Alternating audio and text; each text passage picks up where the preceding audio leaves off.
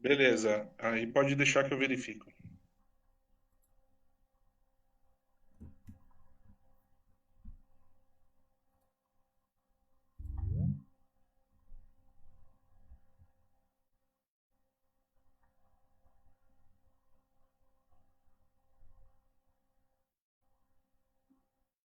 Para mim. Berval, Oi? eu continuo sem câmera. Será que é, será que tem a ver com a questão da extensão do Google?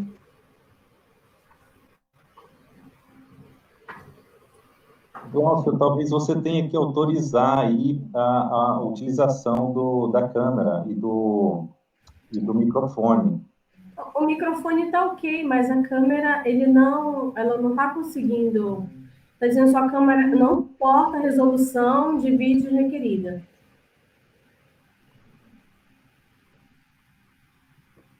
Aí, quando eu tento acessar, diz assim, falha ao acessar a câmera.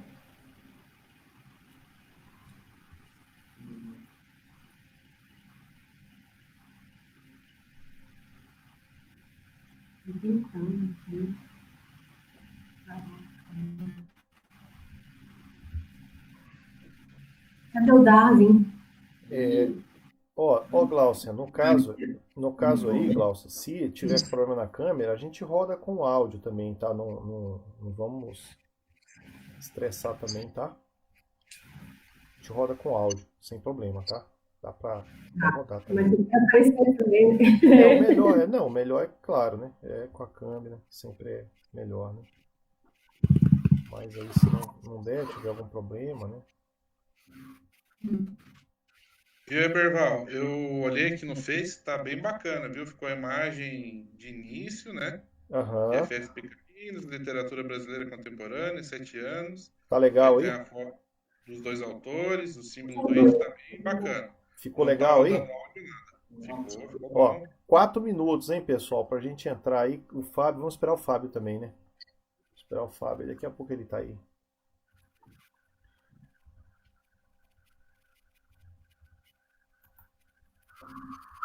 Eu estou vendo aqui o Facebook, ficou bem legal mesmo, viu? Tá bem bacana a imagem, da hora. Legal, show de bola. Parabéns aí, Diego. Não, esse aí foi a Eberval, viu? Não fui eu, não. Parabéns, Parabéns então, pra Everval. Eberval. Parabéns para a equipe, né? É Por equipe, campos aí, é tudo todo amado. mundo. Esse é o trabalho é coletivo aí, nunca é um só, né? É, pra Sempre equipe, né? todo mundo. Tem dedo de muita gente aí pra dar certo no final. Tem a foto dos dois autores, o símbolo do índio, tá? Ó, eu mutei a página do Face. Eu vou entrar na página do Face do campus para acompanhar o vídeo que está sendo transmitido, mas mutada. Lá em cima você clica com o botão direito e muta ela. E fica lá. Oi. Oi? Eu continuo sem câmera. Será que, será que tem a ver com a questão da extensão? Com a extensão. Opa, a Glaucia parece que caiu, né? Talvez ela podia tentar mudar de browser, né, então. Então. Aí, câmera pode ser um problema de hardware também. A gente não sabe, né? Que ver Ou entra com o celular também, viu? O celular também dá certo, né? O Oi, celular também gente, dá tudo certo. bem? Opa! E aí? Tudo Beleza? beleza? Peço desculpas aí. Tudo bem, Fábio? Fala, Fábio, boa noite. Boa noite, tudo bem? Tudo Boa jóia. noite, Fábio. Ó, Prazer, Diego. aqui Oi, prazer, Diego. tá com a gente. Prazer te conhecer, Beval, também. Obrigado, igualmente, Fábio. Muito obrigado pelo convite, viu? Uma pesquisa mostrou o A seguinte. gente que agradece. Ó, vamos combinar aqui previamente, tá? Só para o evento ser o melhor possível quando a gente entrar no ar. Maravilha. Aqui o Diego vai estar acompanhando pelo Facebook, tá? Mobilizando as pessoas no Facebook, tá bom? A gente está nessa sala aqui, essa sala está sendo transmitida do jeito que está aí, né? Então a gente vai estar um mosaico, né? Esse mosaico vai estar aparecendo todo mundo lá. e o Diego vai estar no Facebook acompanhando. O que a gente precisa tomar cuidado para dar certo a transmissão? Minha recomendação é que vocês não abram o vídeo no Facebook enquanto a gente estiver aqui, tá? Deixa a aba fechada lá, tá? Se quiser abrir até dá, mas aí o áudio pode retornar para dentro da sala, tá? Aí dá microfonia e começa a dar problema. É muito comum vocês verem isso acontecer nas lives aí. E o problema é esse, é você ter a mesma fonte de áudio saindo de vários com atrasos, né? Então isso aí dá um fluxo repetitivo, né? Então ficamos só com a sala aberta aqui mesmo, o pessoal vai fazer as perguntas, o Diego e a Gláucia, né? Eu também posso estar acompanhando aqui as perguntas, trazendo para a gente aqui. Tá? A gente faz esse trabalho para vocês ficarem bem à vontade, fazer bate-papo, tranquilos, tá? Beleza? Ficar bem à vontade. O que tem agora lá? Está passando no vídeo lá agora, nesse momento. Está passando a capa dos livros de vocês, as fotos de vocês, o logotipo do campus. E agora a gente vai esperar só a Gláucia voltar para a gente entrar ao vivo. As conexões de vocês estão boas, eu estou vendo aqui, tá? Essa plataforma chama-se Jitsi, é uma plataforma de código aberto, livre, né?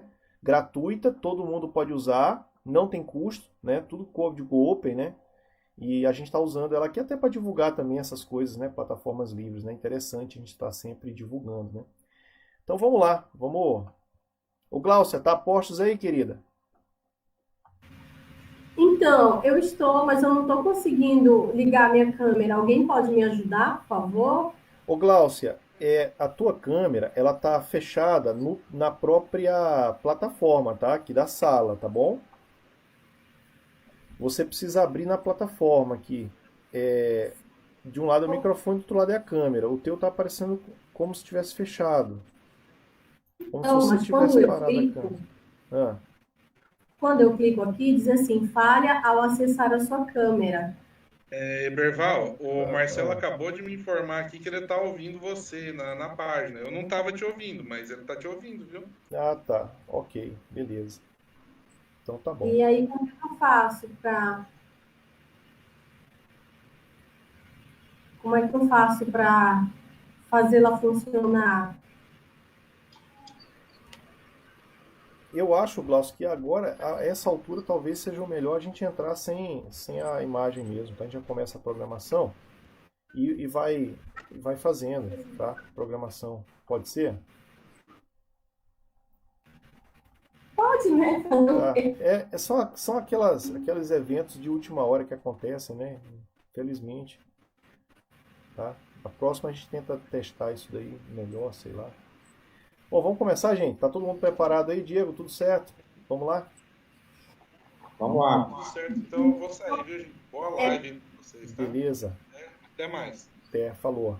Obrigado, Diego. Obrigado, Diego.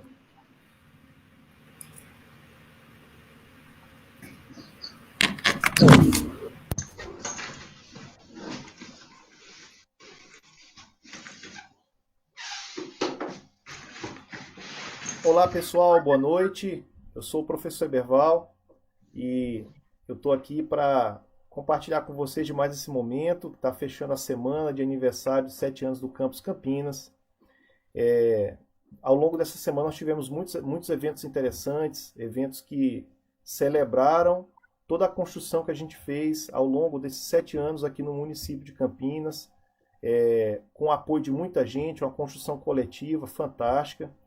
E a gente escolheu uma atividade muito legal, muito interessante para estar fechando essa semana aqui, dialogando e conversando com 2 escritores, né? Que vão falar um pouquinho para a gente das particularidades de uma temática muito interessante que enriquece muito a realidade brasileira, cultural, né? Artística. Então tem todo um lance aí bem bacana para a gente discutir hoje. É um tema descontraído, importante e também muito atual, né? Muito bacana a gente estar discutindo.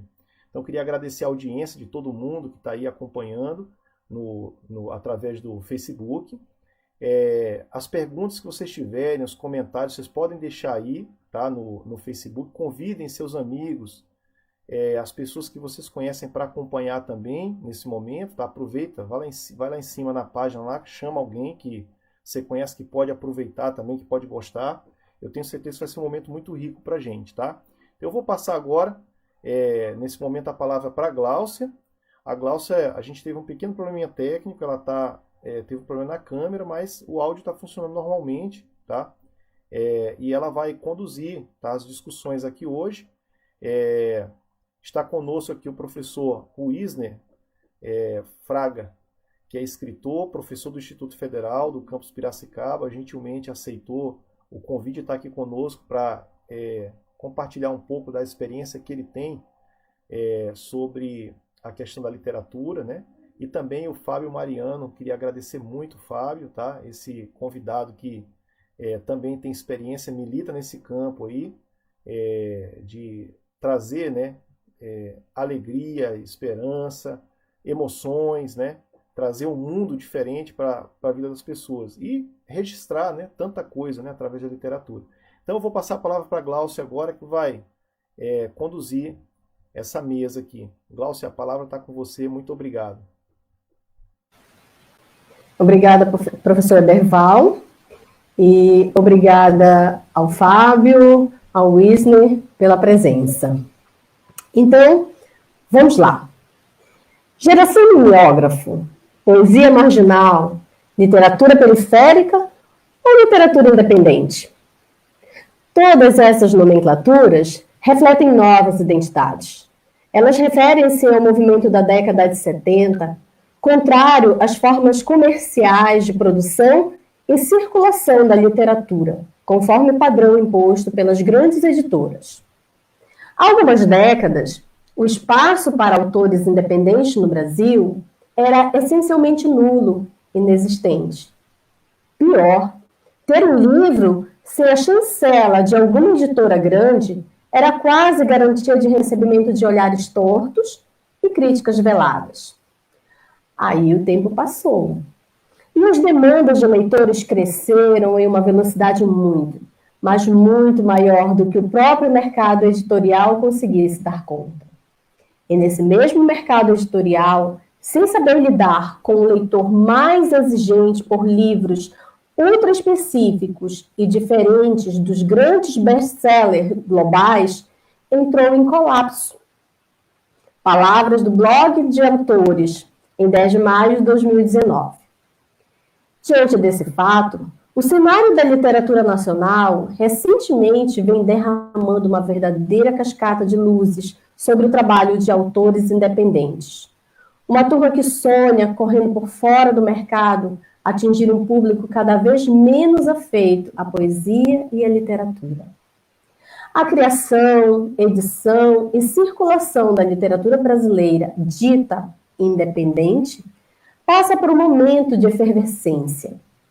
O independente virou um tema muito amplo, desde a literatura marginal até a nova onda de artes visuais. Poesia independente, que é super rejeitada no mainstream, e por aí vai. A literatura independente pode ser, e é, uma porta de entrada essencial para que vozes cada vez mais diferenciadas possam ser ouvidas. Meu nome é Gláucia, sou doutora em Linguística Aplicada pela Unicamp e professora de Língua Portuguesa e Literatura do Instituto Federal de São Paulo, campus Campinas. E hoje eu tenho um prazer imensurável em dividir esse espaço com dois grandes autores independentes e premiados por suas grandes obras literárias. Fábio Mariano é escritor, autor de O Gelo dos Destroyers, Contos 2018, Habsburgo, novela 2019, e lança em breve Ruído Branco, Contos. É professor há 13 anos, tendo dado aula de inglês e de literatura no ensino médio em escolas de idiomas. Wisner Fraga é escritor, autor, entre outros livros, Abismo Poente, romance 2007, Sol entre Noites, romances 2009, Lúcifer e outros subprodutos do medo, Contos 2015, e O Privilégio dos Mortos, romance 2019. É professor do Instituto Federal de São Paulo há 16 anos. E é com muito prazer que recebemos, né? Vamos todos receber esses dois grandes autores para falarem um pouco sobre essa literatura independente. Muita gente está curioso para saber. Com a palavra, professor Wisney, por favor. Boa noite a todos e todas. Queria agradecer a Gláucia, ao Eberval, pelo convite. Fiquei muito honrado, né?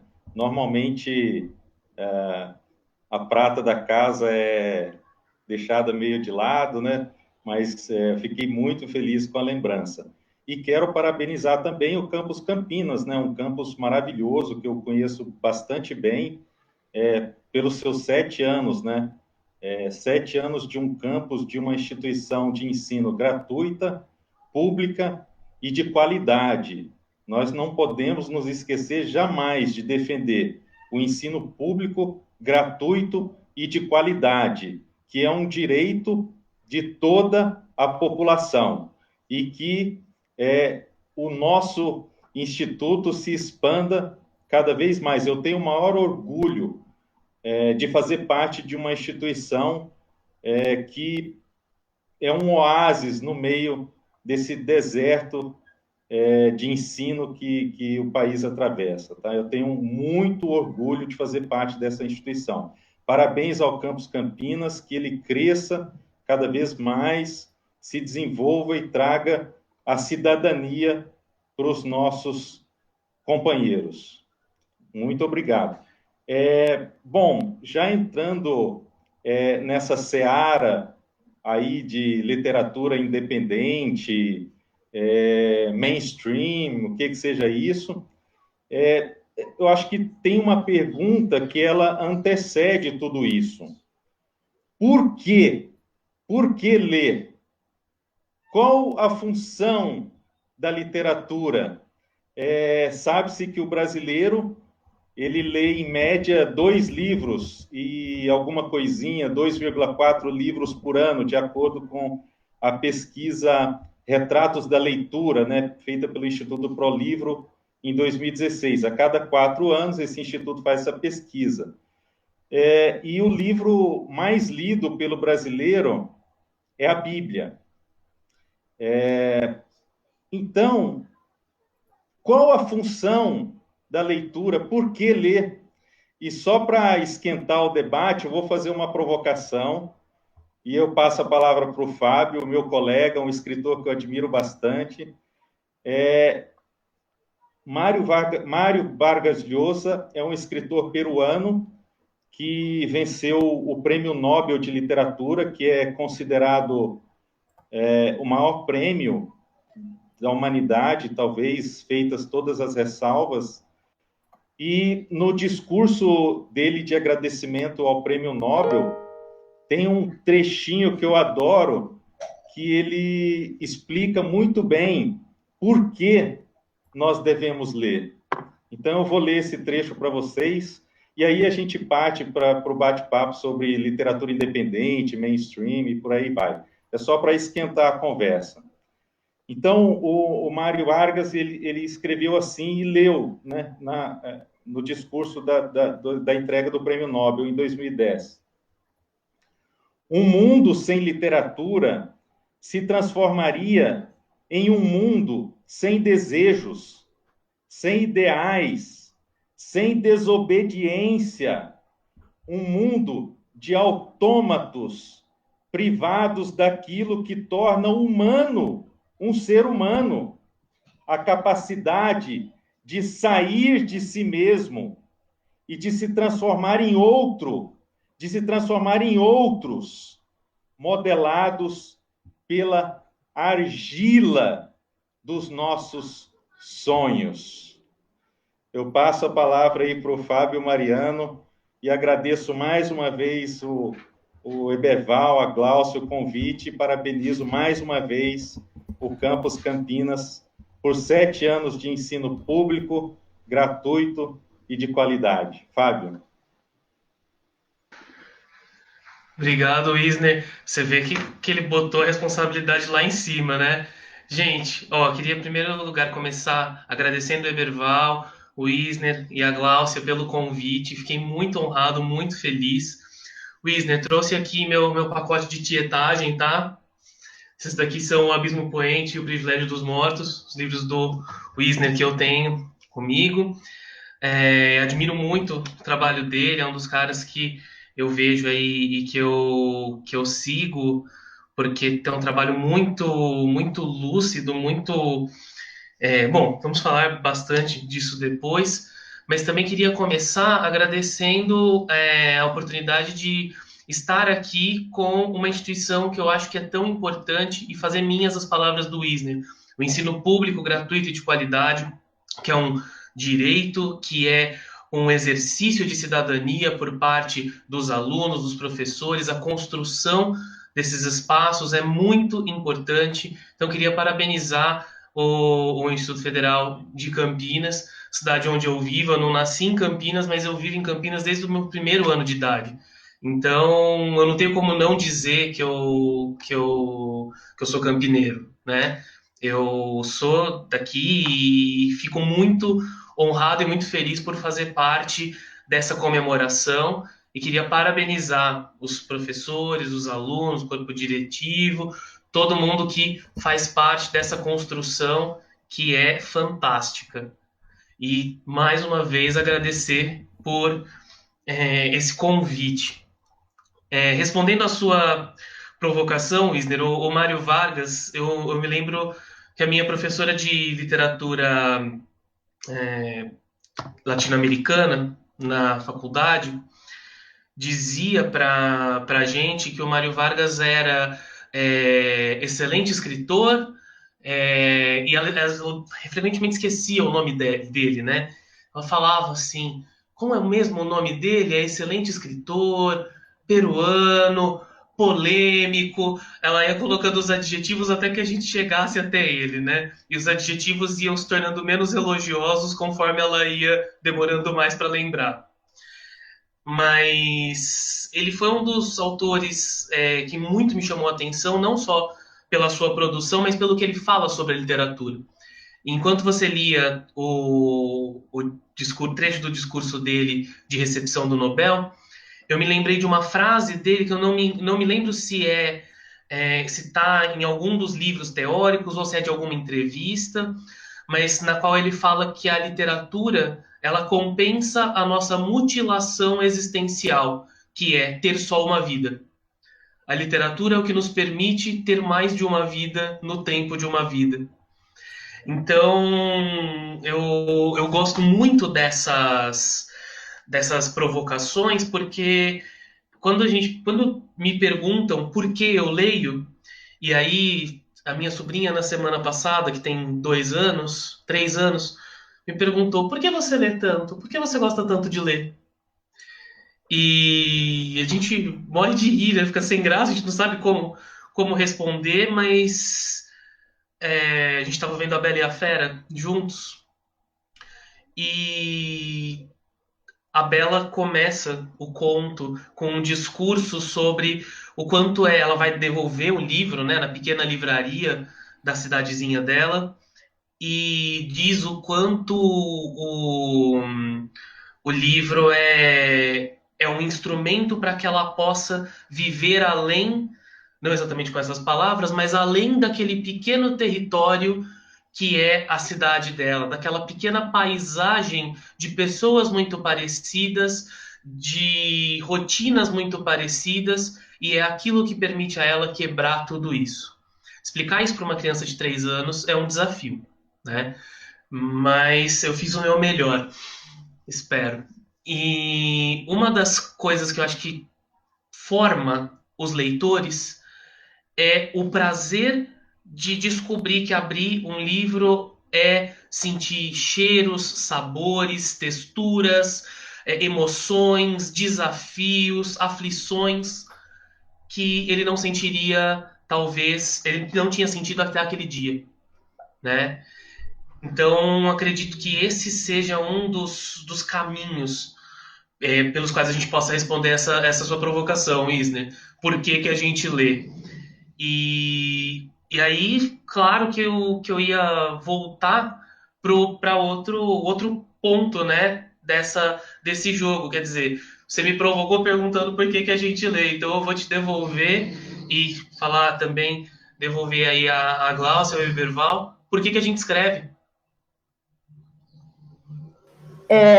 Olha só, gostei da devolutiva, tá? Mas eu quero primeiramente, Fábio, aproveitar para falar por que que nós lemos, né?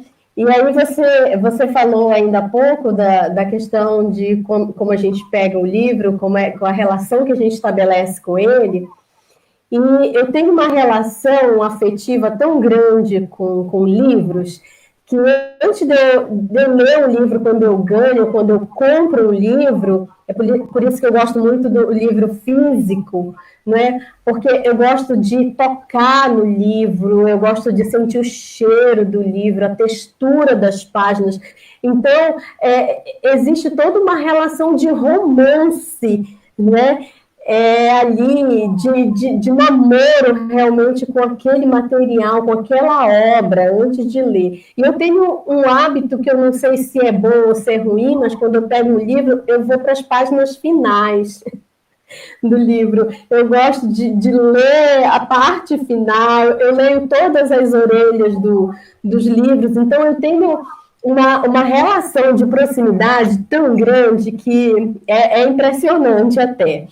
Bem, e aí, como vocês estavam falando sobre por que nós lemos, e eu lembrei que há pouco tempo eu preparei um material para os meus alunos sobre a importância da leitura e da escrita, né? E aí eu fiz essa pergunta para eles, por que nós lemos, né? E aí eu coloquei uma listinha minha, né? Começando a dizer o seguinte, nós lemos, primeiro, para ler melhor. Nós lemos para gostarmos ainda mais de ler, porque cada vez que a gente lê, dá vontade de saber um pouco mais. Nós lemos também para aprender a escrever, para aprender tudo aquilo que nós não sabemos, nós lemos para perguntar o que nós queremos saber, né? Para entendermos o outro, para ficarmos mais curiosos, porque a leitura desperta em nós a curiosidade, né? De uma forma até assim, muito grande, né? Nós lemos também para nos sentirmos sós, para viajarmos, para nos sentirmos também dentro de uma situação que nós não estamos, não é? Para lembrar das coisas que nós não queremos esquecer, nós lemos, para viajarmos para lugares onde nós nunca fomos ou nunca poderemos ir, não é? De verdade. Enfim, é uma infinidade de situações, não é? Que nós usamos para leitura. Mas, voltando àquilo que você falou sobre a escrita, né? E por que nós escrevemos? Bom, começa. O mundo sem escrita já é um mundo sem cor, não é? Eu não consigo imaginar um mundo sem escrita. Primeiro que eu sou extremamente grafocêntrica. Na nossa última reunião, até falei para você, Fábio, eu preciso pegar um papel e uma caneta, porque no momento que eu estou falando, preciso estar escrevendo, né? Então, nós escrevemos porque nós queremos registrar nossa fala, nós queremos registrar o que é importante e também o que não é importante, porque depois nós jogamos fora. Nós queremos registrar memórias, nós escrevemos porque nós queremos conhecer um pouco mais sobre o outro, um pouco mais sobre a vida. Enfim, nós escrevemos porque o mundo ele é feito de escrita. E não é só uma escrita de letras, mas é escrita de números, é escrita de marcas multimodais, né? A escrita ela é multimodal por si só. Então, você, quando desenha, você escreve de alguma forma, né? E agora, Derval, se salva dessa. Ô, Gláucia. Opa, estava fechado o microfone. Ô, Gláucia, aqui, no meio de tanta gente especializada, eu acho que me cabe ouvir, né? Quem entende muito, né? Eu sou apreciador, né? Mas quem entende muito da literatura são vocês. E eu vou deixar, eu passo a bola, né? Passo a bola. Passo a bola para o Wisner aí, para o Fábio, comentar um pouquinho. Eu tenho uma pergunta, na verdade, que assim, uma curiosidade, né? O Wisner ele fez uma fala no início aí falando sobre mainstream, né? A questão de quem escreve por fora ali, o Fábio também está nessa pegada. Eu queria entender um pouquinho mais, eu acho que o público quer entender um pouquinho mais essa questão toda aí, né? Essa pegada de quem escreve, né? Tentando sair um pouco, furando a bolha, né? Saindo daquela visão mais massificada, né? Correndo por fora, como a Gláucia colocou aqui, né? Tentando encontrar um nicho, talvez. Qual é essa pegada de vocês? Essa é uma dúvida que eu tenho. E eu fiquei muito curioso para entender isso aí um pouquinho, né? Vocês pensam mais no nicho, dialogam com um público um pouco diferente, né? Talvez com interesses um pouco particulares. Como é que é isso aí? Queria entender um pouco de vocês isso aí.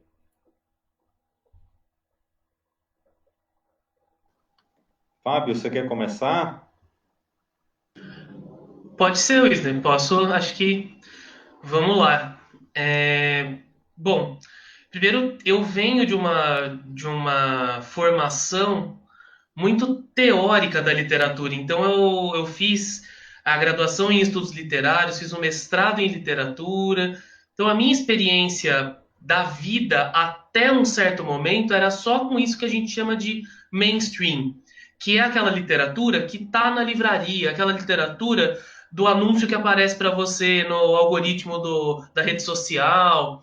É aquela literatura que às vezes aparece numa propaganda de revista, né? E é a própria revista mais famosa. Então, o que a gente chama de mainstream é justamente essa literatura que é feita, né, a partir de grandes empresas que são donas de grandes máquinas. Vamos colocar dessa maneira. Então, a gente tem hoje, por exemplo, no Brasil, um grande grupo que é dono de mais ou menos umas 9 editoras que a gente vê na livraria como editoras diferentes. Elas são todas do mesmo grupo, e esse grupo é um grupo capaz de te convidar para escrever um livro e projetar que vai fazer lançamentos nos 26 estados, projetar que vai te colocar para vender nas maiores redes de livrarias no território nacional, oferecer um contrato de tradução e te dar um adiantamento. Então, é um grupo que planeja grandes tiragens. Então, seu livro vai ser impresso 10 mil vezes, 5 mil vezes, 20 mil vezes, 40 mil vezes. E uma ideia de projeção desses autores, né? Esses autores são grupo reduzido, né? Não tem espaço ali nessa visão para muita gente, porque você tem que vender muito de um cara só. E eles são sazonais, geralmente. Então você não tem um cara que lança 4, 5 livros seguidos, né? Você tem esse cara, ele lança um livro, daqui a 2 anos ele lança outro, ou então, quando está na moda, um autor estrangeiro, e aí a gente tem muito mais autores estrangeiros nesse mainstream do que autores brasileiros. Isso é uma coisa importante, é um detalhe bastante importante para a continuidade da nossa conversa. Quando um autor estrangeiro entra na moda, por exemplo, quando ganha o prêmio Nobel, ou quando vai para o clube de leitura da Oprah Winfrey e aparece uma matéria sobre ele na revista New Yorker, que é talvez a revista de literatura mais famosa do mundo, né? Explode. Então a gente tem 5 traduções ao mesmo tempo. A gente tem uma enxurrada desse cara no mercado. Aconteceu recentemente, por exemplo, com o Haruki Murakami, né? Nos últimos 8 anos, a gente vê Haruki Murakami para tudo que é lado. Eu adoro ele, então acho ótimo. Mas esse é o modo de trabalho disso que a gente chama de mainstream. E aí, correndo por fora, a gente tem outros que é o quê? São editoras pequenas, geralmente pessoas que... Basta a gente fazer a comparação mesmo com um negócio grande ou um negócio pequeno. Editoras pequenas que fazem tiragens pequenas, então não é aquela fábrica que produz 70 mil, 80 mil, 100 mil.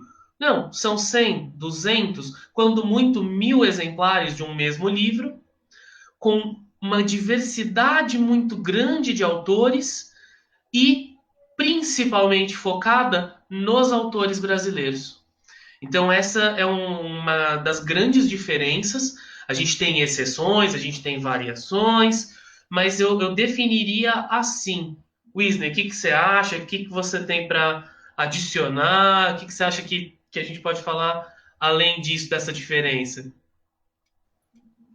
Eu concordo plenamente com tudo que você falou, Fábio. Então, assim, para quem está nos assistindo, é importante vocês terem uma ideia de dimensão. Então, o brasileiro, em média, lê 2 livros por ano. 2 livros completos por ano. Se a gente pegar trechos, né, pega a Bíblia e tal, esse número vai para 4, considerando que não é um livro completo. Na França, o francês lê 23 livros por ano, na média. Então, o francês lê 10 vezes mais do que nós. O reflexo disso é óbvio na literatura. A França é um país assim extremamente focado em si. Então, eles consomem muita literatura francesa, embora vocês sabem que até o Paulo Coelho conseguiu furar esse esquema. Então, a Rowling, do Harry Potter, enfim. Mas eles leem, sobretudo, autores franceses. Aqui no Brasil, mais de 90% da literatura de ficção, né? A gente tá falando de ficção, romance, conto, poesia, crônica, tudo isso que eu considero estar no universo da ficção. Mais de 90%, em torno de 95% do que é lido no país, em termos de ficção, é literatura inglesa e americana, tá? Então, sobra para nós, ficcionistas brasileiros, 5%. E aí nós temos que competir com o mainstream, que é a editora Leia, esses grandes conglomerados aí, a Pinguim. E nós temos que competir com eles, que tem todo um esquema de lançamento e muita grana para marketing. Mas vamos lá, como que você fura esse esquema, né? Aí vem uma coisa engraçada. Será que o brasileiro que consome 95% de literatura inglesa e americana, o brasileiro não gosta de se ver naquilo que lê? Porque ele quer ler o quê? Ele quer ler sobre vampiro, que é cultura nórdica, ele quer ler sobre magos. Ele não quer ler da cultura. Ariano Suassuna, eu tenho várias ressalvas, tudo bem, mas é um cara que sempre defendeu isso. Por que você não gostaria de se ver naquilo que você lê? Então, a literatura brasileira, antes de mais nada, ela faz isso. Ela retrata a nossa realidade. Bom, isso quer dizer que eu não vou conseguir viajar com essa leitura, que eu não vou conseguir ir a outros mundos? Claro que vai. Claro que vai. Quanto do Nordeste você conhece, do Norte, e que é retratado na nossa literatura? Quanto da cultura do folclore você conhece que é retratado? Ou do Sul, ou mesmo do Sudeste? Às vezes a gente não conhece bem Campinas, a ponto de poder retratá-la num livro. Então, sim, é possível viajar. Agora, mesmo essa literatura de ficção, que é chamada de mainstream, por exemplo, alguns escritores que ainda estão vivos, que estão aí na crista da onda, como se diz, Milton Atum, Luiz Wolfato, Marcelino Freire, a tiragem de cada livro deles não passa de 3.000 exemplares. A tiragem de um prêmio Goncourt na França começa em 300.000 exemplares, que são esgotados em uma semana. Tá? Então, por que que isso acontece? Por que que isso acontece? Nós temos a mania de subestimar o que é nosso. Nós temos a melhor, ou uma das melhores, não vou cravar que é a melhor, porque eu não conheço tudo, né? E é difícil um ser humano conhecer, difícil não, impossível. Mas nós temos uma das melhores músicas do mundo, né? Nós temos uma das melhores literaturas do mundo, valiosa.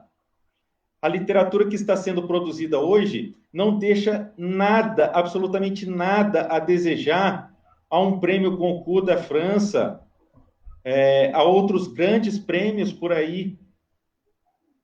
Então, assim, nós temos que valorizar o que é nosso, porque se nós, brasileiros, não valorizarmos o que é nosso, quem vai valorizar? Nós vamos esperar um americano valorizar o que é nosso?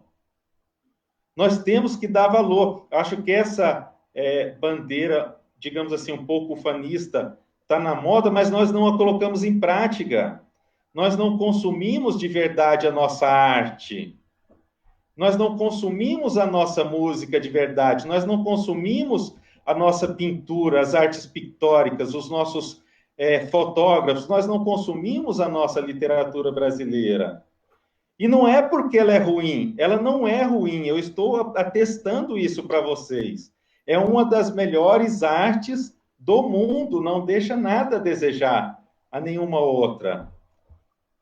Mas nós precisamos, porque se nós não valorizarmos a nossa arte, não vai ser um outro que vai valorizar. Por que que na América Latina nós temos prêmio Nobel no Peru, no Chile, em vários outros países, e não temos nenhum prêmio Nobel de literatura, aliás, nenhum prêmio Nobel de nada no Brasil, mas de literatura, sobretudo.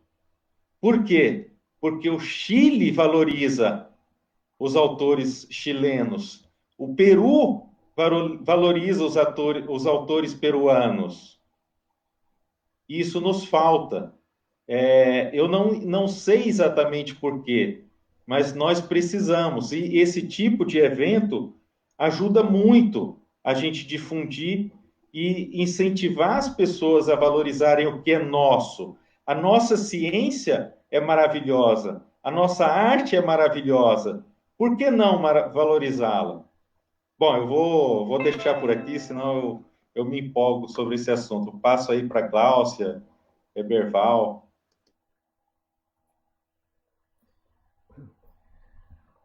Ô Gláucia, se você tiver uma pergunta, se não tiver uma pergunta agora, eu tô muito curioso para fazer um monte de perguntas aqui. Eu queria emendar. Não, pode fazer, Eberval. Inclusive, eu vou dar uma olhada aqui, como é que tá no Facebook, se tá saindo alguma pergunta aí. Tá bom. Porque tá, mas pode fazer a sua pergunta. Tá, eu tô, assim, ó, não é todo dia que a gente tem a oportunidade de estar fazendo esse bate-papo, assim, ao vivo, né, com dois escritores desse naipe, né? Então a gente precisa aproveitar. E eu tenho uma dúvida, assim, na verdade, puxando mesmo a questão contemporânea, cruzando um pouco a arte com a tecnologia. Hoje a gente tem uma migração muito forte da tecnológica, né? Então você tem aí novas mídias, né, para consumo de literatura.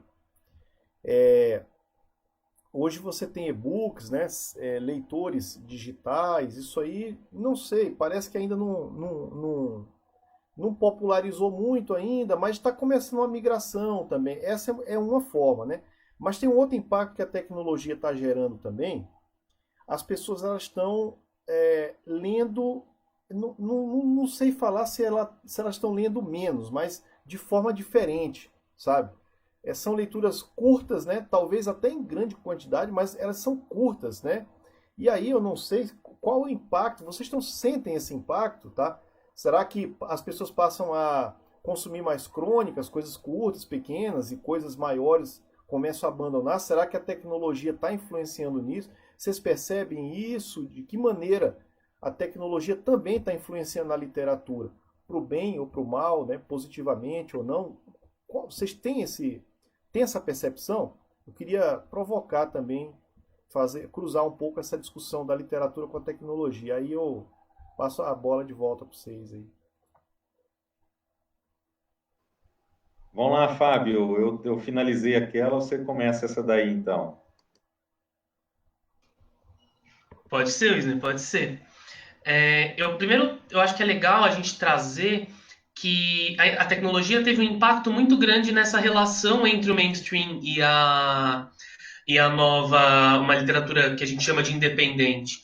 Porque foi graças a mudanças tecnológicas que, em primeiro lugar, se barateou muito o preço de impressão do livro. Isso permitiu que editoras, que pequenas empresas pudessem assumir o risco de editar livros. Então, isso é uma mudança importante.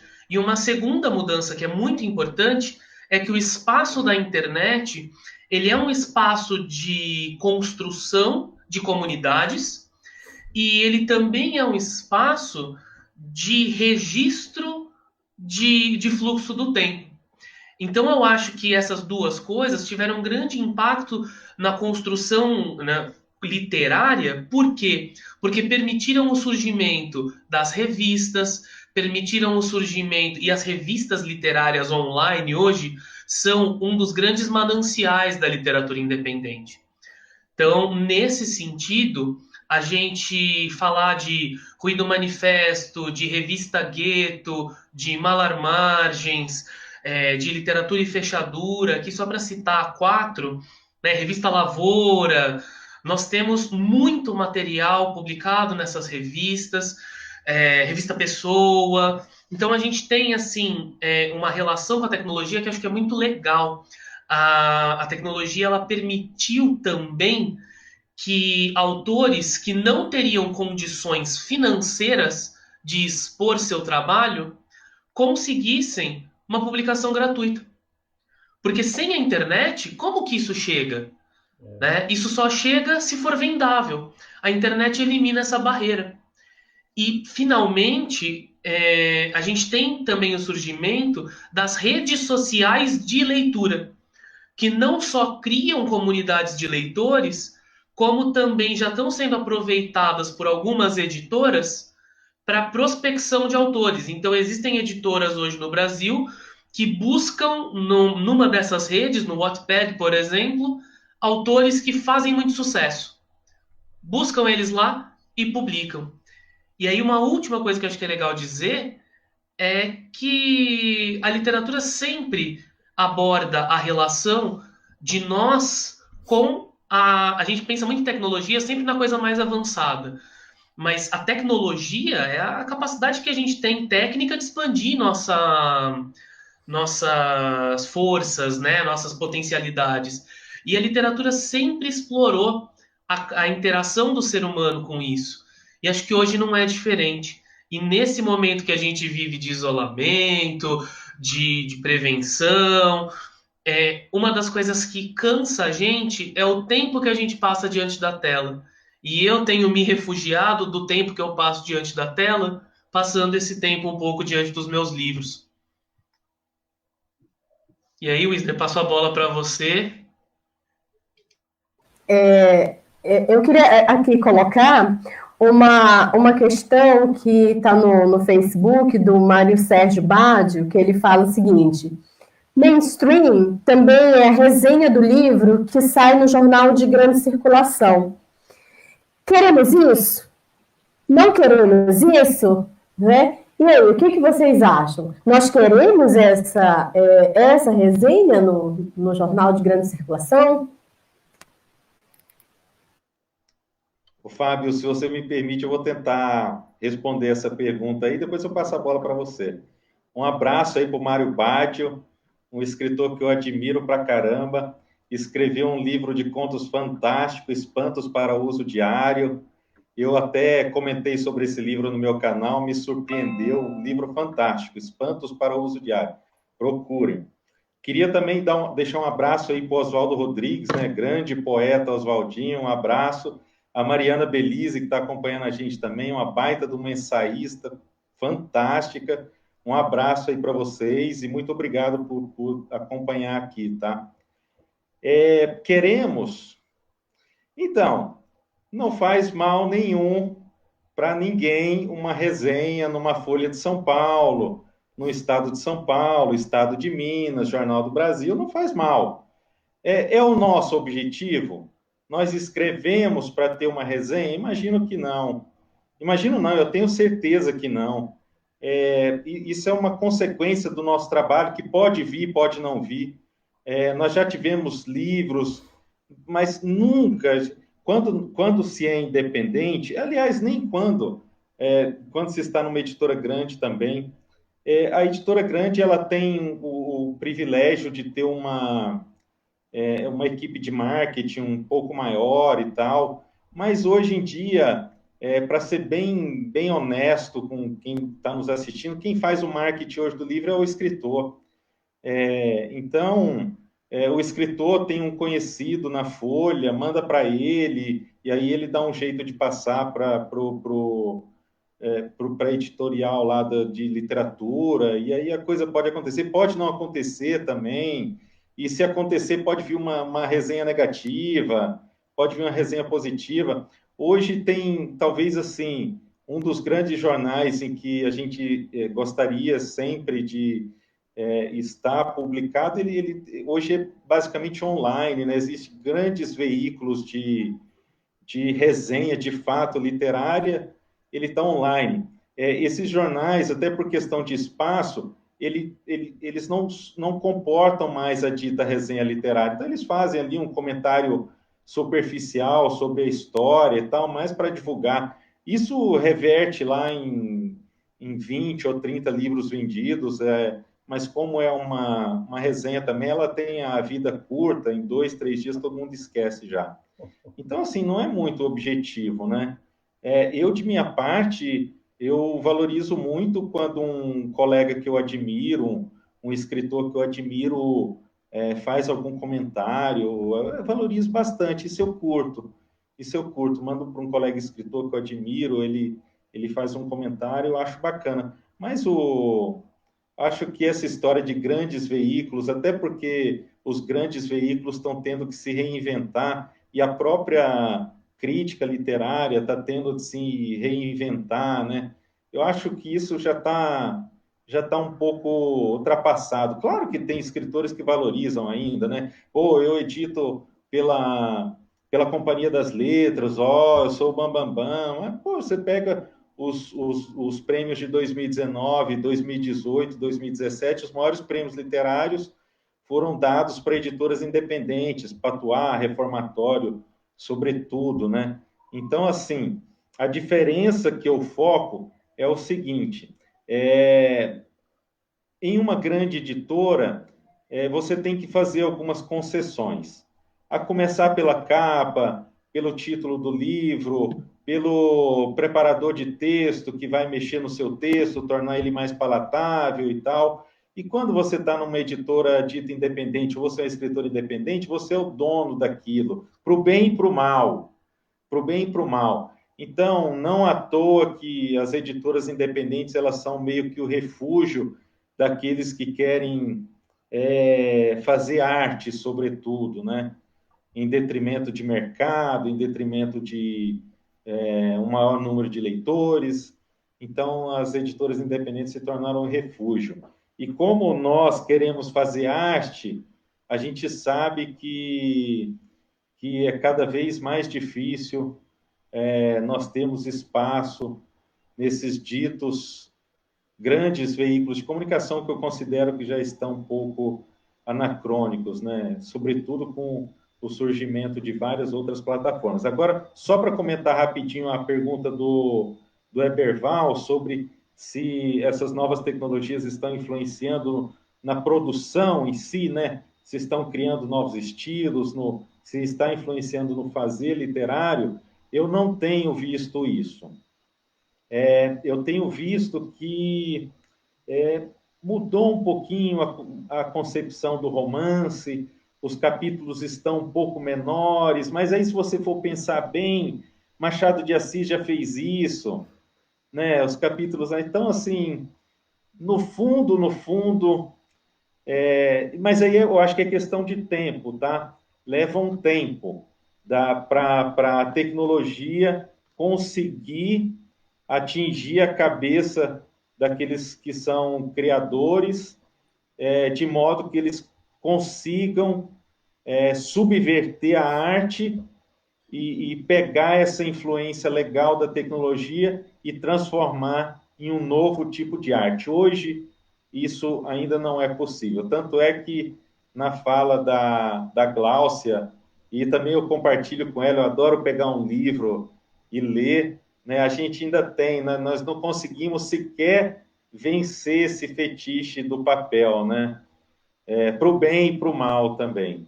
Bom, deixa aí para o Fábio comentar um pouquinho.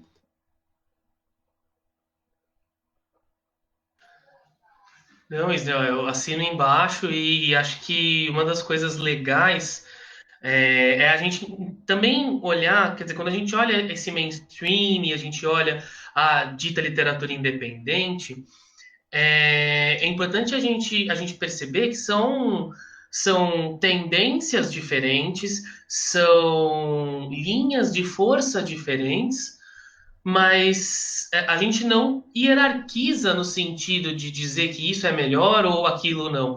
Talvez a resenha no jornal seja muito importante para um autor, talvez não seja. Eu acho que todo autor, o que ele quer é encontrar leitores, e não leitores que leiam e não sejam tocados. Tudo bem, legal você encontrar um leitor de qualquer maneira, mas encontrar um leitor que leia e que pare e fale, nossa, como isso aqui me transformou, como isso aqui me fez ver uma coisa diferente, né? O Marcelino Freire fala das esquinas do texto, né? Ele fala que quando o grande autor, ele tem uma esquina ali no meio. Você está andando e de repente você vira e quando você dobra a esquina, você não sabe o que vai acontecer do lado de lá, né? Você não sabe se vai ter uma senhorinha caindo no chão infartando, ou se vai ter alguém jogando um peixe na cara do outro, pode acontecer qualquer coisa. Então, essa coisa da gente ser surpreendido e dessa surpresa nos encantar, eu acho que é isso que a gente quer como autor. A gente quer oferecer isso pro leitor. E essa surpresa não é alguma coisa fora da realidade. Às vezes essa surpresa é a capacidade do leitor de olhar e falar assim, nossa, eu já me senti assim e eu nunca consegui definir como eu me sentia. Então, eu acredito que tenha esse lado, e acho que isso se a resenha do jornal mainstream, do grande jornal, se a minha resenha no Estado, na Folha, vai me fazer chegar a esse leitor, então legal, mas acho que ela não é o objetivo, como você falou, né, Wisney? O objetivo é outro. Se ela está no meio do caminho, ok.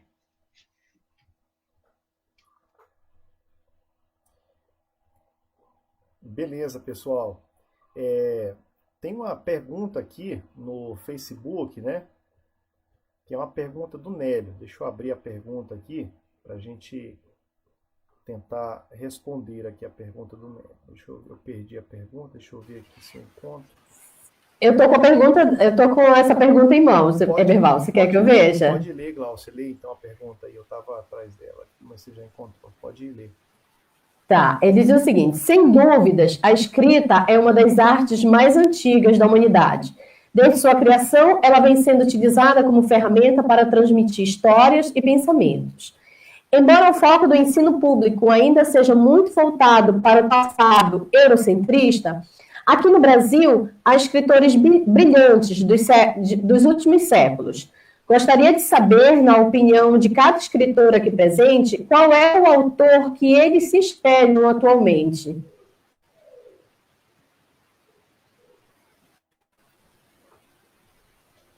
Pode começar essa, Wisner. Beleza. Nélio, obrigado pela pergunta, cara. Um abração para você aí. Muito obrigado por estar assistindo a gente. Putz, bacana pra caramba. Ó, a sua pergunta é complicada, hein? Vamos lá. Você falou numa coisa bastante interessante, né? Que é a questão da literatura eurocêntrica, né? A gente... É outro ponto também que eu acho complicado, né? Hoje, disse que é uma literatura de nicho, eu não concordo muito com esse termo, mas porque eu acho que literatura é literatura acima de tudo. É claro que nós escolhemos temas e, assim, há algo que, inclusive, se reflete um pouco na literatura e precisa ser discutido, que é a questão do lugar de fala, e eu acho que isso tem que ser pensado na literatura, mesmo sendo ficção. Eu falo melhor daquilo que eu vivo e que eu sei mais. Então, assim, eu teria dificuldade em narrar em primeira pessoa, esse narrador em primeira pessoa sendo negro. Eu teria dificuldade, mas isso não quer dizer que a minha literatura seja eurocêntrica, porque eu trato de questões também universais. Mas hoje se faz uma literatura no Brasil muito forte com a temática de gênero e outras temáticas também. Então, assim, puxa, eu destaco... Eu fiz ontem, inclusive, um vídeo para o meu canal de uma escritora que ela trata a Miriam Alves, uma escritora negra maravilhosa, que está ali ao lado da Conceição Evaristo, outra ficcionista brasileira negra maravilhosa, e ela tenta trazer o tema da história sempre ter sido escrita por homens brancos e poderosos. E ela tenta reescrever essa história sob a ótica dos negros. Eu acho isso maravilhoso. Eu acho isso maravilhoso. É um livro dela, é claro que ela tem outros livros com outras temáticas. Isso é tratado como literatura de nicho. Tem a Cristina Judá, que ganhou o Prêmio São Paulo em 2018, que trata da questão LGBT nas obras dela. Ela tem um livro maravilhoso, 8/7, mas eu considero, eu acho fundamental que existam esses livros e que exista espaço para esses livros fazerem sucesso, para que muita gente conheça. Eu acho necessário, mas eu acho que, acima de tudo, eles são literatura brasileira, tá? É uma literatura brasileira maravilhosa, que deve ter o seu espaço, como todas as outras. Eu não sei se eu viajei demais, se eu respondi ao que o Nélio falou, mas a questão, complementando a pergunta dele, das nossas influências, eu tive, desde cedo, eu li bastante autores brasileiros, então, sobretudo, 2 autores brasileiros que foram o Machado de Assis e o Mário Palmério. Eu li bastante durante a minha infância, então não tem como não ser 2 grandes influências. Já na adolescência, eu tive outras 2 grandes influências, que foram Guimarães Rosa e Clarice Lispector, e mais recentemente, não tenho como deixar de citar o Radwan Nassar, que foi uma grandíssima influência que eu tenho, e também Antônio Lobo Antunes e todos os grandes escritores franceses, sobretudo os existencialistas e os grandes escritores russos. Não li muito, ao contrário do Fábio, ele vai falar sobre isso. Os escritores norte-americanos, com raras exceções, e não li muito os escritores ingleses também. Fábio, passo a bola para você. Obrigado pela pergunta mais uma vez, viu, Nélio? Bom, queria agradecer também as perguntas, obrigado também, Wisner. Queria agradecer o pessoal que está assistindo a gente e fazendo as perguntas e estabelecendo esse diálogo, isso é fundamental. Acho que literatura também é isso, né? É o diálogo, é a troca das ideias. Eu gosto muito do que você fala, Wisner, quando você fala dessa questão do nicho, né? Enquanto você estava falando, eu estava pensando aqui. Quando lançam Madame Bovary, quando lançam Ana Karenina, é nicho, né? É literatura sobre moças que têm problemas conjugais, é isso? Né? Não é olhado assim. O romance de 30 brasileiro, que é maravilhoso, que é um dos grandes momentos da literatura do mundo, né? Graciliano Ramos, 3 semanas atrás, 4 semanas atrás, estava sendo comparado pela tradutora dele com William Faulkner, de quem eu vou falar daqui a pouco. Eu não consigo não. Eu consegui ficar quase 1 hora sem falar dele, já tá bom. Que é ganhador do Prêmio Nobel, um dos maiores escritores da literatura mundial. Então, quer dizer, a gente tem Lins do Rego, Raquel de Queiroz, e é literatura de nicho porque fala de uma região específica do Brasil, porque fala... Então, acho que é importante a gente lembrar que essa classificação, quando a gente fala que a literatura é uma literatura de nicho, a gente também está, de uma certa maneira, exercendo poder sobre a literatura. E a gente está dando continuidade a um poder que diz: esse aqui é o nicho, esse tema é o nicho. A gente pode observar com atenção que os temas que são colocados no nicho quase sempre são os temas que a sociedade tem resistência em discutir mais abertamente. Né? Os temas que você citou, o racismo, a questão LGBTQ+, toda essa gama que a gente tem das denúncias de como a história única é narrada. Então, são questões que dizem respeito a como o poder joga com a literatura. E aí, quando eu vou falar das minhas influências, né, eu não tenho como não falar do William Faulkner, que foi o autor que eu estudei no mestrado, que é um dos caras que eu olho, que eu fico até hoje, quando eu abro um livro do Faulkner, quando eu abro aquele começo de Absalão, aquilo, eu leio 15, 20, 30 vezes seguidas o mesmo parágrafo, porque tem um impacto muito grande sobre mim. Mas eu queria falar das minhas influências brasileiras também, e talvez em primeiro lugar, e latino-americanas.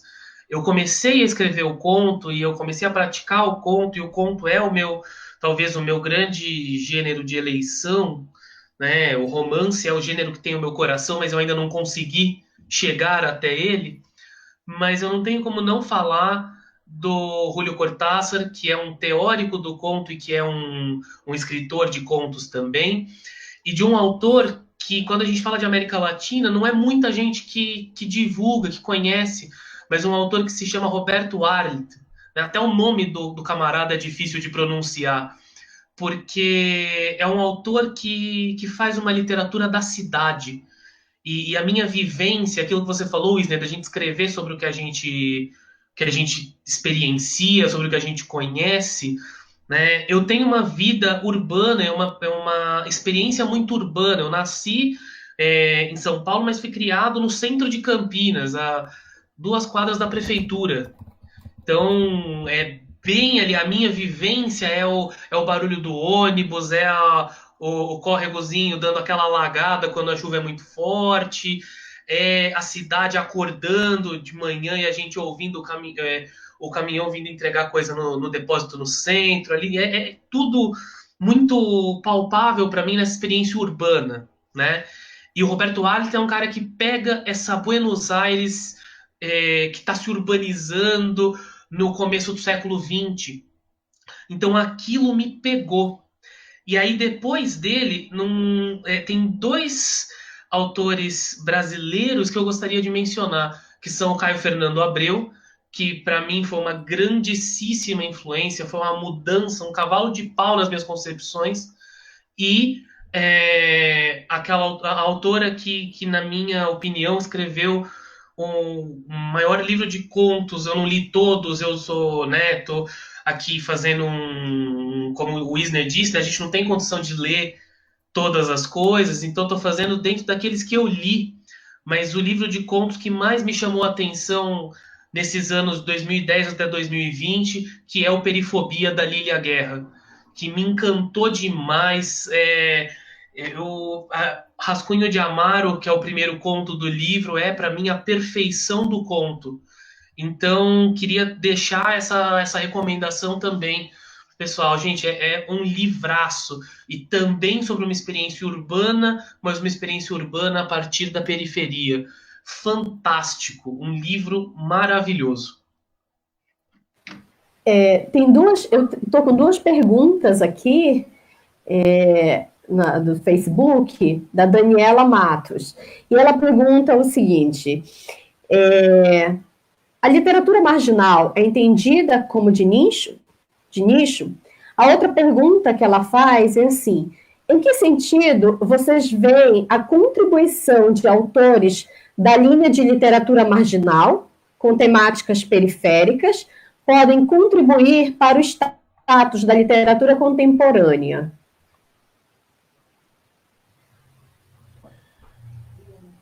Desculpa, Glaucia, o finalzinho da pergunta da Daniela cortou para mim. Você poderia repetir só o final, por favor? Tá, eu vou repetir toda, então. Em que sentido vocês veem a contribuição de autores da linha de literatura marginal, com temáticas periféricas, podem contribuir para o status da literatura contemporânea? Conseguiu, Wisney? Consegui. A primeira qual que era mesmo? Nossa, eu tô com a memória horrível. Tá. A primeira é: a literatura marginal é entendida como literatura de nicho? Tá ok. Enfim, assim, eu vou começar, tá, Fábio? Depois eu passo a bola para você. Ô, Wisney, Wisney e Fábio, só para a gente organizar aqui, então a gente vai fazer essa rodada, tá? Essas perguntas, depois na sequência a gente vai fazer, vocês vão fazer as considerações finais e a gente vai caminhando para a finalização, tá? Aí se vocês quiserem falar já alguma coisa, tentando colocar alguma informação que vocês gostariam de ficar registrada, né? Aqui na live, aí vocês já podem ir falando, tá bom? Beleza? Beleza, tá ótimo. Obrigado, Eberval. Então, sim, a literatura marginal começou lá nos anos 70, 60, 70, né? O Oswaldo Rodrigues, ele esteve, não sei se está aqui ainda, ele é dessa geração mimeógrafo, né? Que pegava lá o livro no mimeógrafo e encadernava e saía vendendo pelos bares aí de São Paulo, Rio de Janeiro. Então, não existe nada mais marginal do que isso. Mas você falou, Daniela, numa coisa bastante interessante, associar a temática à marginalidade. É uma coisa bem interessante, porque, de uma maneira geral, tá? A literatura brasileira é uma literatura que trata do homem, né, os personagens principais. Há pesquisa sobre isso, tá? Se você pesquisar no Google, aí você vai ver que pesquisadores já se debruçaram sobre esse tema. Então, assim, o principal personagem da literatura brasileira é o homem branco de meia-idade, né? Então, quando você coloca uma mulher negra como protagonista, né, você já está fugindo ao mainstream, né? Você já está fugindo ao que se espera da literatura. E aí o Perifobia, que é um livro maravilhoso, ele traz a periferia, né? Desculpa usar o termo, mas o termo que todo mundo mais usa é a favela. Ele traz a favela, a periferia, para ser protagonista da obra. É maravilhoso isso. É maravilhoso. E o maravilhoso desse livro é que nós nos vemos naqueles personagens, né? Por quê? Porque a nossa vida de classe média baixa não se difere muito, em muitos aspectos, dos sofrimentos e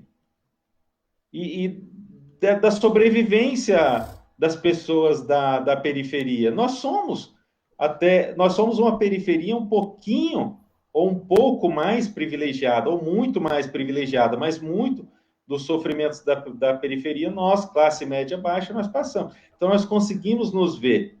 Mas, mesmo assim, isso é um tema periférico, né? Não deveria ser. O negro ser retratado por negros na literatura brasileira, a questão LGBT e todas as questões de gênero, não deveria ser questão de nicho. Por quê? Basta ver qual é o percentual da população LGBT. Basta ver a percentual. Se nós formos... Eu vi o grande escritor, que eu admiro bastante, o Paulo Scott, falar isso numa entrevista.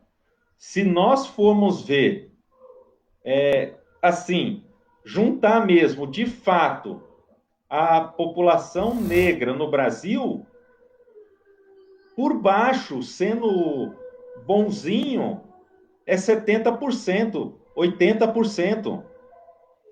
E cadê isso na literatura? 80% dos escritores brasileiros são negros? Pelo menos os que estão aí, que aparecem, que conseguem espaço, não são. Então, vai aí a provocação para o Fábio aí. Só para já ir finalizando, eu vou bater nessa tecla. Nós temos que lutar pelos nossos direitos. Nós temos direito à arte, nós temos direito a um ensino público gratuito e de qualidade.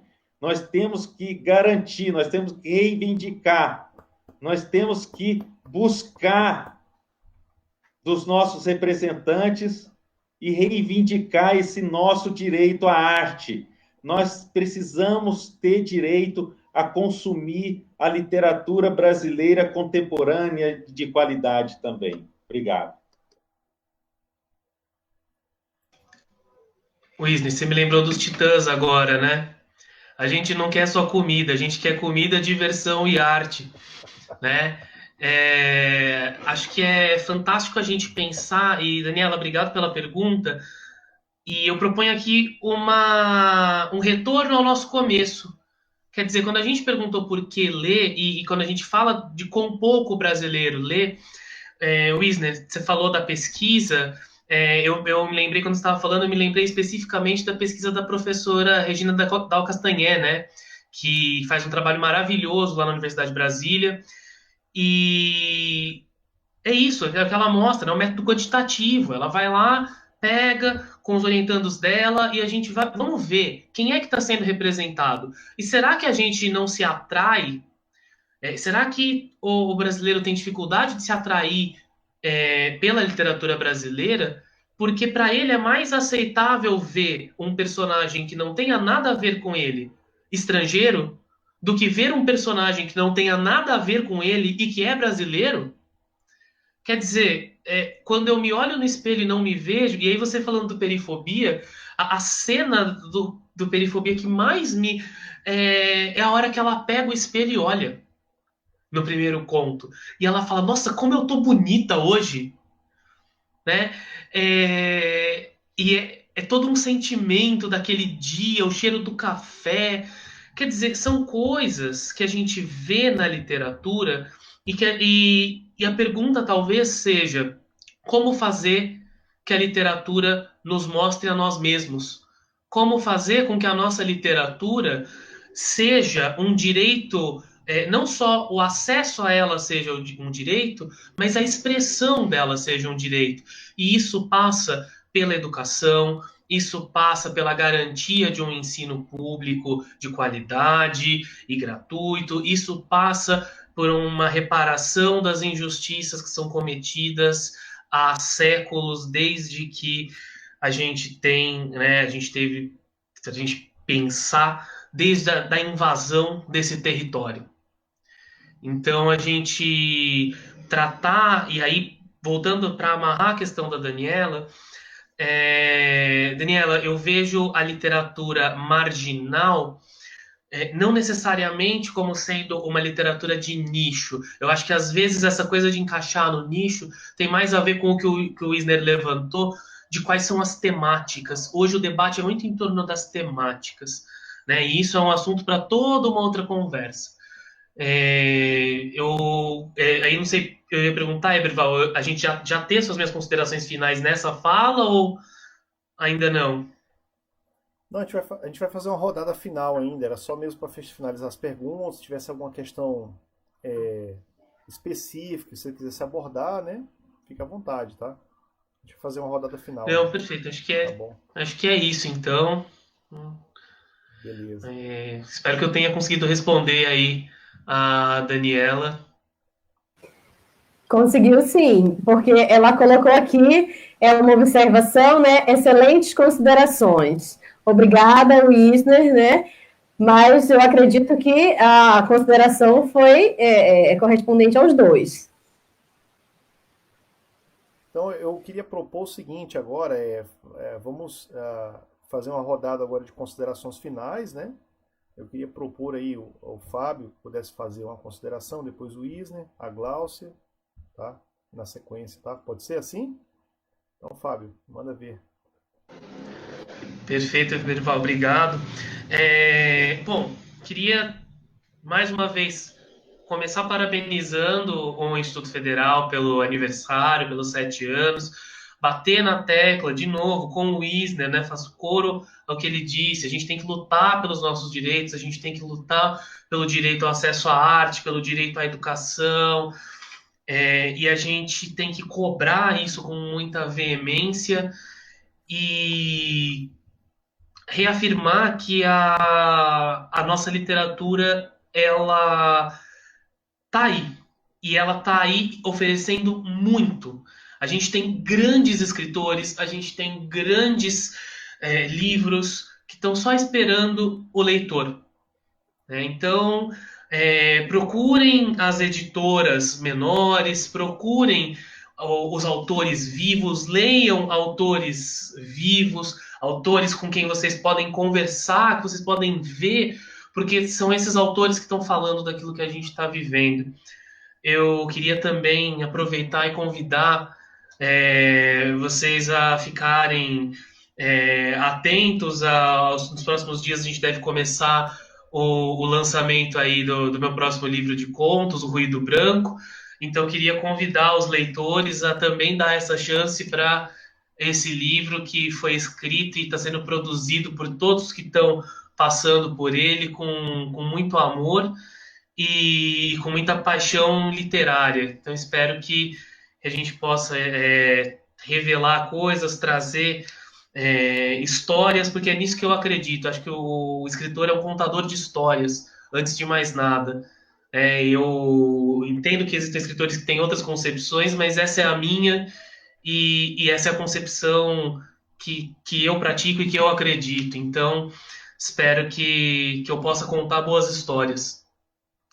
Muito obrigado, gente, pelo convite. Fico muito honrado, muito feliz e agradecer novamente aí ao Wisner, ao Eberval, a Glaucia, a todo mundo que está assistindo a gente e ao Instituto Federal, mais uma vez parabenizando pelo aniversário.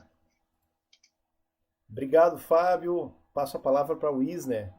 Depois do Wisner, a Gláucia e eu vamos fazer aqui o sorteio, tá? Aí, pessoal, ao longo da fala do Wisner, pode fazer o Wisner, o sorteio agora no final? Beleza? Aí vocês que estão acompanhando aí pelo Facebook, vocês colocam um número aí, tá? Só postar um comentário com o número e a gente vai sortear o número. E aí o número correspondente ao comentário de vocês aí é sequencial, tá? Pra vocês verem que alguém colocou um, você vai e coloca o 2, o 3, vai. E a gente vai sortear, tá bom? Então podem colocar aí, a gente vai fazer o sorteio daqui a pouco aí. Só colocar nos comentários, entenderam? Vocês colocam o número, tá? Então agora, por exemplo, quem for colocar primeiro, ele vai colocar o número 1, né? Então coloca 1, tal, o próximo 2 e a gente sorteia, beleza? Então vamos lá. Wisner, com a palavra. Obrigado aí pelo convite, tá, Eberval? Mais uma vez, muito obrigado para Glaucio. Glaucio nos acompanhou aí, conversamos bastante esses dias. Acima de tudo, conhecemos a Glaucio, uma pessoa fantástica, uma profissional fantástica. Parabéns e muito obrigado. Deixar um abraço aí para o Ricardo Agostinho, né, que está nos assistindo, grande diretor ali do Campus Guarulhos. Obrigado, um abraço. Bom, nós estamos numa instituição de ensino, sobretudo, né, tecnológico. O tecnológico está no nome. Então, a maior parte dos cursos do IFSP é da área de exatas, né? E gestão, mas sobretudo exatas, né? Parte mecânica, informática e tudo mais. Eu queria deixar registrado nesse sentido que, por incrível que pareça, o livro é uma das tecnologias mais antigas da humanidade. Vocês já pensaram no livro como tecnologia? O dicionário é uma tecnologia, a gramática é uma tecnologia, o livro de ficção, o livro de mecânica, é uma tecnologia. E uma das tecnologias mais fantásticas que existem. Então, assim, não há como fazer qualquer curso sem essa tecnologia, tá? Mas o que eu quero deixar de recado é que, para além dos livros de eletricidade, pneumática, física, matemática, vocês leiam ficção também, porque é na ficção que nós conseguimos com que o nosso cérebro viaje e resolva situações da nossa vida, que racionalmente, só com a razão, 100% razão, porque a ficção, ela nos dá essa liberdade de viajar, essa fantasia que muitas vezes nos falta para o nosso cotidiano. Nós precisamos de mais fantasia na nossa vida. Nós precisamos de mais beleza. O mundo parece que está muito feio, né? Nós estamos vendo várias polarizações, isso, aquilo, e nós estamos ficando estressados e deprimidos porque o mundo está feio. Esse mundo precisa de mais beleza. Onde é que nós vamos encontrar essa beleza? Numa das tecnologias mais antigas da humanidade, no livro. Leiam ficção, leiam o belo. O belo é que nos salva de nós mesmos. Então eu deixo esse recado, procurem a beleza. Só a beleza pode nos salvar. Obrigado mais uma vez, Eberval, obrigado, Glaucia, muito obrigado ao Campus Campinas pela acolhida. Um abraço especial aos colegas do Campus Piracicaba, dos Campus São Paulo, que me acolheram tão bem nesses anos de instituição. Muito obrigado, parabéns demais a esse trabalho que vocês fizeram esta semana em comemoração aos 7 anos. Eu assisti várias lives maravilhosas, mesmo que um dia nós vamos sair disso tudo, nós vamos voltar ao convívio com os nossos amigos, aos abraços. Mesmo que isso aconteça, nós não podemos nos esquecer de voltar a fazer eventos como esse, porque esses eventos nos aproximam. Um cara lá no Nordeste pode estar nos assistindo em outro país, no Sul, no Brasil inteiro. É maravilhoso isso. Se fosse presencial, estaríamos confinados a uma sala com 30 ou 20 pessoas. Então, mesmo que voltemos a ter esse formato presencial, não podemos nos esquecer desse formato virtual. Muito obrigado a vocês pelo convite. Agradeço demais por ter nos ouvido. Muito obrigado ao pessoal que mandou as perguntas. Eu adoro essa participação, adoro interação. Aprendi muito com as perguntas de todos, com o Eberval, com a Gláucia, com o Fábio. Muito obrigado de coração. Obrigada, Wisner. Obrigada, Fábio, por esse momento que vocês compartilharam conosco. Lembrando a todos que estão nos assistindo que as grandes estrelas desse momento eram exatamente os dois escritores, tá? E eles trouxeram, assim, um momento ímpar para nós, não é? E eu me sinto lisonjeada de ter participado com vocês, né, desse momento. E eu fico muito feliz, realmente, né? E vocês trouxeram, assim, um tema que é muito importante. E hoje, por exemplo, o que eu posso dizer aqui? Nossa, está dando retorno, né? O que eu posso dizer sobre a importância de ler, não é?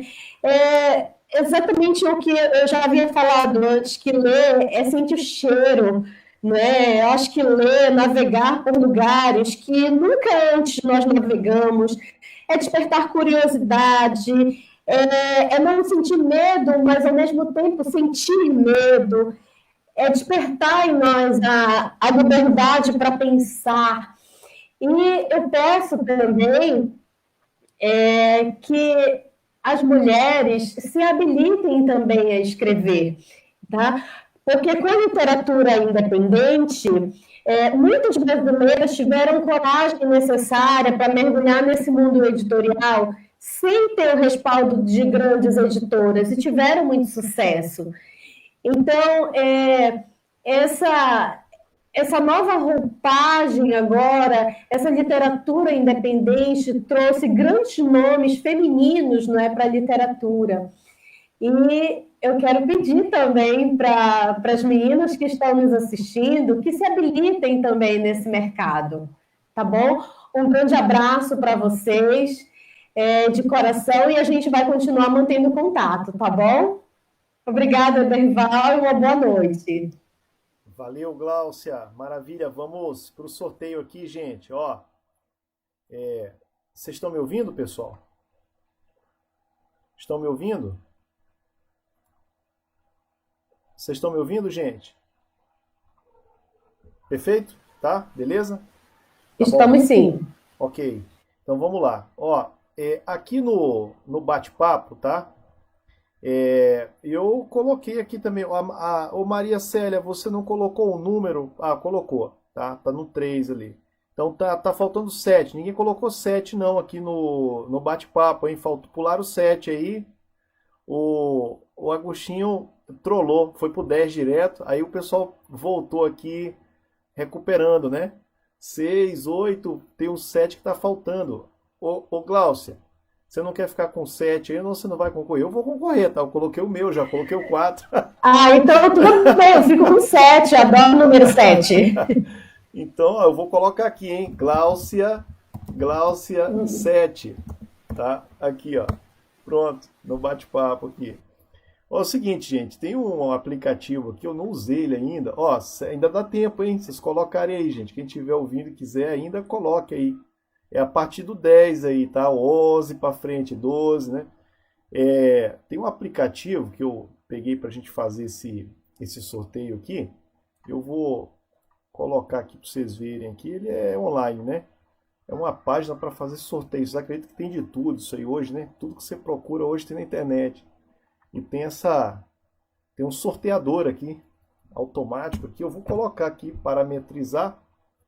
E vou colocar para sortear aqui. Vamos ver o que vai sair aqui. Sortear agora.